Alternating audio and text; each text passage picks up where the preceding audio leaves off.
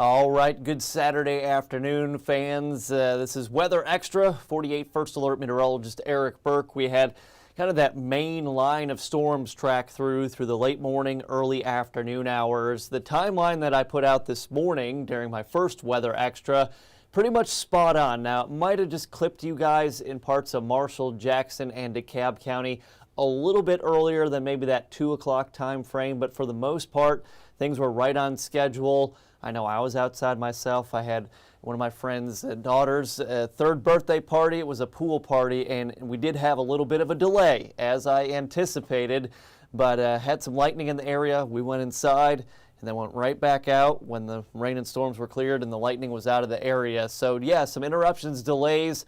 We are still tracking additional scattered showers and storms across the Tennessee Valley, and this is basically going to continue as we go through the rest of the day. Today should be becoming far more isolated and spotty in nature as we go into your later evening hours once we lose that daytime heating. And then overnight tonight, small chance of a shower, maybe a rumble of thunder. But the good news is that Father's Day Sunday is trending much drier, actually. We will still anticipate some isolated pop-up showers and storms during the hottest, warmest part of the day, that being late afternoon into the evening, but it won't be start to finish rainfall, and we won't have that big organized line. Things will be a little bit more scattered, kind of like those popcorn type storms. So that is good news, whatever you have planned tomorrow. So going right to it, we've got the radar, our lightning counter. It's up to 92, but a lot of these strikes are actually not in North Alabama or southern Middle Tennessee. It's actually that cluster that's off to our southeast. It's moving east of Gadsden. You can see that on the lower right-hand side of the screen there. I know it's kind of condensed a little bit, but that's the storm that's producing all the lightning. We still have some lightning strikes of our own, and I know on my drive back to the station here this afternoon, some areas you look off to the east, very dark and stormy, but then I was driving through sunshine, and then you look off to the northwest, and there was more storms brewing on the horizon. So just kind of hit and miss. We anticipated this weather and the delays and interruptions to your plans, but hopefully you've had a chance to enjoy some time outside today. I know it's very uncomfortably humid. The wind is out of the southwest, though, and that breeze does go a long way. Right now through parts of Colbert, northern Lawrence, moving into far eastern Lauderdale, as well as Limestone County, Athens. If you're in Athens right now, you've got a good soaking downpour coming your way. And the rainfall that we've seen today, when it comes down, it is coming down with a vengeance. And then also notice the showers and storms firing up over parts of northeast Mississippi, and they're kind of moving in that east to southeasterly direction. And this is all associated with that center of low pressure. Now we're kind of on the backside, so we get those wraparound showers and storms. Obviously, no lack of humidity out there, so plenty of moisture for these storms to kind of be fueled off of. Then right along Interstate 22, those again tracking off to the east and southeast. Now, they should stay south of the area for the most part, other than that one cluster that's going to move through parts of Colbert as well as Franklin County. We've got some lighter showers right now moving through parts of Marshall County. And then if you go out towards center there and then over the state line into parts of Georgia, that's really where the more organized threat for stronger storms is. Had a couple severe thunderstorm warnings issued for areas to our south and to our east. Now, we've had some special weather statements come out for some of these storms, about 30, 40 mile per hour estimate wind gusts there with that. But bigger cluster of storms now moving through the Birmingham metro area.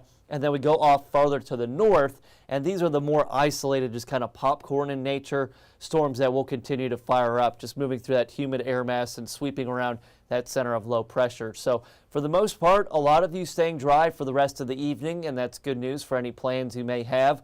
We go out to our Fly HSV Delta camera right now, looking off to the east down 565 at downtown Huntsville. Mainly cloudy at the moment. Temperature right now 80 degrees, and that really has stopped our warming.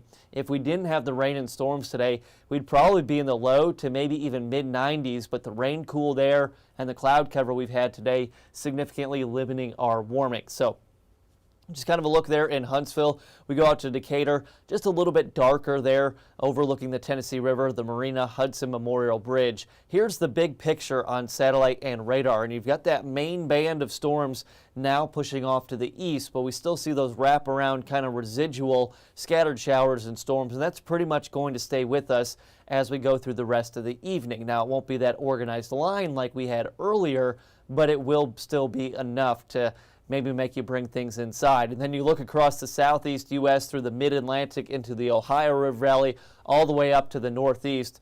What a mess. Pretty stormy weekend for a lot of folks here, and really our severe weather threat will remain low for today and as well as we go through the day on Sunday, Father's Day. Hour-by-hour forecast for the rest of the evening and overnight. We are still expecting those scattered showers and storms. Some of the storms I showed you just up there in parts of Middle Tennessee, yeah, those will continue to drop down through the rest of the evening. But once we lose our daytime heating, I think a lot of these storms will start to wrap up. Overnight tonight, staying mostly cloudy to overcast, expecting some areas of dense fog to develop. I believe that's my next graphic for you.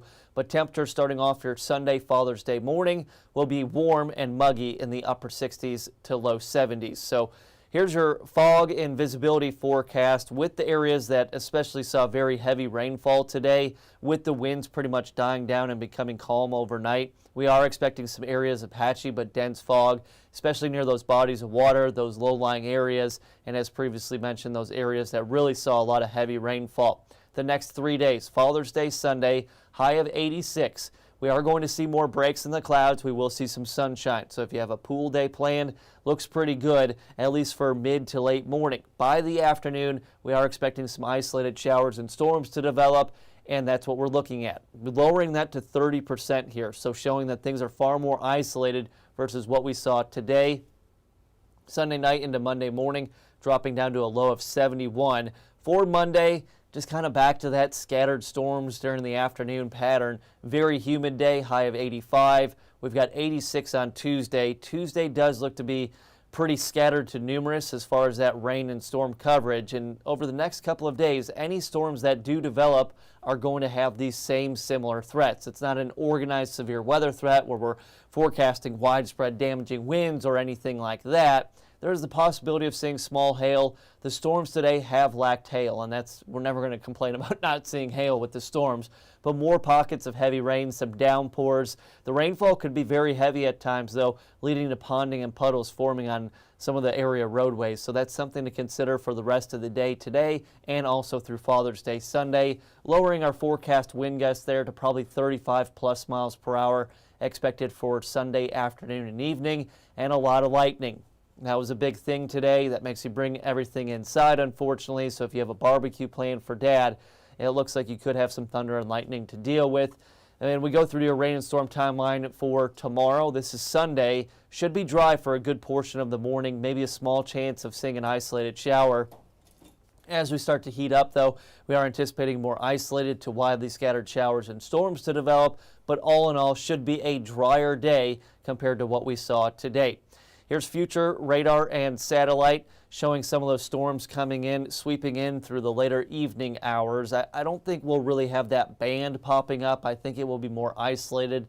I think the models are being a little more aggressive with this than what we're actually going to expect for the evening and overnight. Stop it here at 1 o'clock. Still have some of those showers, and I'd say most of the showers and any rumbles of thunder should start to wrap up about 3-4 a.m. as we go into Sunday. Slight chance of a sprinkle depending on how early you wake up on Sunday morning. The cloud cover that we have waking up, that will filter out a bit. Looks like we're mostly sunny, becoming partly cloudy. But when you stop it at noon, we start to heat up. Temperatures will be in the 80s. Heat index may be close to 90 degrees, and that's where we see more isolated to widely scattered showers and storms developing as we go through that afternoon, early evening time frame. So this is where you're going to potentially see some 1, maybe 2-hour delays, depends on how fast these storms are actually moving through the area. Storms start to wind down a bit as we go into late Sunday night, overnight into Monday morning.